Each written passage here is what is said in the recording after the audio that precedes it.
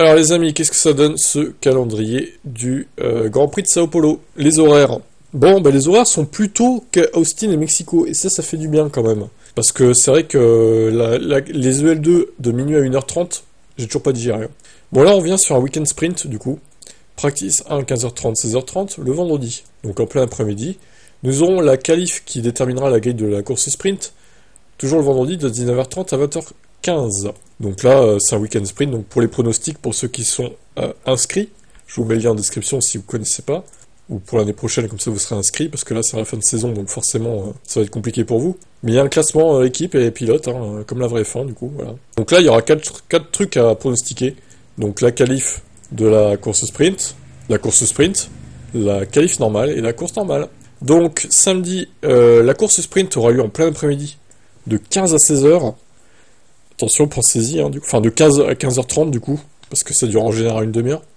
La qualification le samedi aura lieu de 19 à 20h, et la course le dimanche aura lieu à 18h.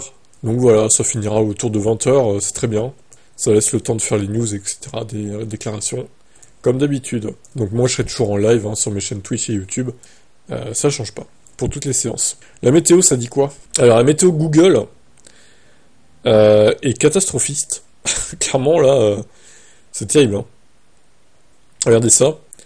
Le dimanche, précipitation 68% de chance à 13h, 67 à toute l'après-midi, il y a des gros risques de pluie. Hein. Selon la méthode Google. Et le samedi alors, il y a moins de risques de pluie le samedi. Bon, on va voir chez Météo, voir ce que ça dit, parce que au final, c'est jamais le même son de cloche, je trouve. Alors vous voyez déjà, samedi, la chez Météo nous dit que il y a du soleil et un peu de nuages. Par contre, le dimanche, oui. Ouais, le dimanche, par contre, ouais. Là, par contre, ouais. Ressenti 37. Oh putain, la vache. 25 degrés, ok. Risque de plus 70%. Bon, je pense quand même que le dimanche, on aura de la pluie pour la course. Et ça, j'adore. Faut pas qu'il pleuve trop non plus, pour pas qu'il y ait un red flag.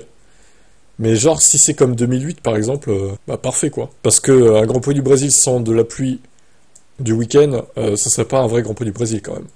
Donc on espère qu'il va pleuvoir, mais pas trop non plus, pour pas que la course soit arrêtée. Allez, à voir ce que ça va donner.